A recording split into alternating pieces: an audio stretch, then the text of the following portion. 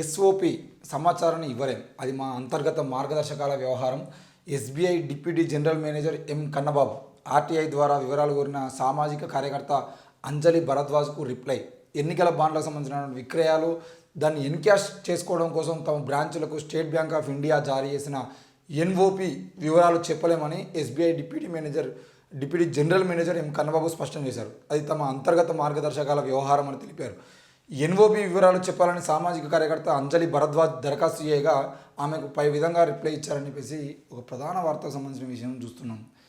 ఆ ఎన్ఓపికి సంబంధించిన విషయంలో ఎందుకు భయపడుతుంది మరి ఎస్బీఐ? ఈరోజు మీ బ్యాంకులో ఎలక్టోరల్ బాండ్స్ రూపంలో ఎవరెవరు డబ్బులు వేసారు, ఎంత వేసారు, దాన్ని ఎవరు విత్డ్రా చేసుకున్నారు, ఆ విత్డ్రా చేసుకున్న వ్యక్తుల వివరాలు ఏంది, ఆ డబ్బులు వేసిన వ్యక్తుల వివరాలు ఏంది, కంపెనీల వివరాలు ఏంది, ఆ కంపెనీలు ఎందుకు వేసినాయి, వీటన్నిటికీ పూర్తి సమాచారాన్ని ఈ దేశ ప్రజలు తెలుసుకోవాల్సిన అవసరం ఉంది కదా.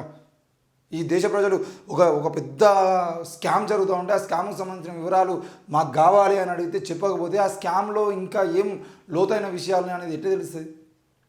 ఈరోజు బీజేపీ పార్టీ ఎన్నికల్లో గెలవడం కోసం ఎలక్ట్రల్ బాండ్స్ని ఈరోజు తీసుకొచ్చి ఆ ఎలక్ట్రల్ బాండ్స్కి దాదాపు 6,000 కోట్లు 7,000 కోట్లు అయినా పర్లేదు, అవసరమైతే ఇప్పుడు సుప్రీంకోర్టు అందులో జోక్యం చేసుకొని ఆ ఎలక్ట్రల్ బాండ్స్ చట్టరీత్యా నేరం అని చెప్పేసి చెప్పుకోపోయి ఉంటే లక్షల కోట్ల రూపాయలని ఈరోజు ఎలక్ట్రల్ బాండ్స్ రూపంలో వాళ్ళు దండుకునేటోళ్ళు.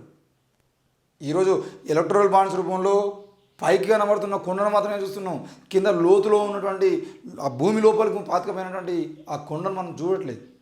కేవలం 5-10% మాత్రమే బయటికి కనబడుతుంది. 5-10% ఎలక్ట్రల్ బాండ్స్ రూపంలో మాత్రమే బయటికి కనబడుతుంది. మిగతా 90-95% భూమి లోపలికి పాతుకుపోయినటువంటి ఆ పెద్ద కొండను మనం కనబడతలేదు, చూడట్లేదు. కాబట్టి ఎలక్ట్రల్ బాండ్స్ రూపంలో ఈరోజు ఏదైతే రాజకీయం జరిగిందో దానికి సంబంధించిన ప్రతి సమాచారాన్ని పౌరులకు అందజేయాల్సిన బాధ్యత ఎస్బీఐ మీద ఉంటుంది. మేము ఎన్ఓపి వివరాలను ఇవ్వము, లేదంటే మేము ఆ ట్రాన్స్ఫర్ సంబంధించిన వివరాలు ఇవ్వము, లేదంటే ఎవరు విత్డ్రా చేసుకున్న వ్యక్తుల వివరాలు ఇవ్వము. ఇవన్నీ చెప్పడం అనేది తప్పకుండా ఎస్బీఐ ఆడుతున్న నాటకము.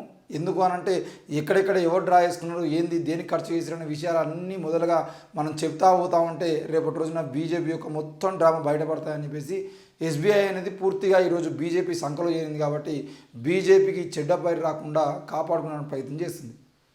ఇది బీజేపీ యొక్క డ్రామా. మరి ఎలక్టోరల్ బాండ్స్ రూపంలో సుప్రీంకోర్టు తీర్పిచ్చి వివరాలు మొత్తాన్ని ప్రజలకు అందుబాటులో పెట్టాలి, అది ఆన్లైన్లో పెట్టాలి, ప్రజలు చూసుకునేటువంటి పరిస్థితుల్లో ఉండాలని చెప్పి చెప్పిన తర్వాత కూడా ఇంకా కొన్ని లోతైన వివరాలు అడిగితే మాత్రం మేము ఇయ్యమని చెప్పేసి చెప్తా ఉంది. ఈరోజు ఎస్బీఐకి ఏం నష్టం జరుగుతుంది ఆ వివరాలు ఇస్తే?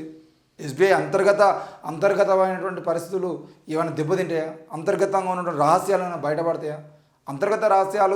మీ అంతర్గత రహస్యాలు మీకు ఉంటాయి, కానీ ఇక్కడ ఎన్ఓపికి సంబంధించిన వివరాలు కానీ లేదంటే ఆ ఎలక్ట్రల్ బాండ్స్కి సంబంధించిన విషయాలు కానీ మొత్తం కూడా ప్రజల ముందు పెట్టాల్సిన బాధ్యత కూడా మీ మీద ఉంది. అది మీరే ఒక సైట్ ఓపెన్ చేసి ఆ సైట్లో మొత్తం పొందుపరచండి అవసరమైతే. అంతేగాని ఈరోజు అంతర్గత వివరాలకు సంబంధించిన విషయం అని చెప్పేసి మీరు అతిపెద్ద స్కామ్ని బయట పెట్టకుండా ఉండేది ఎట్లా నడుస్తుంది?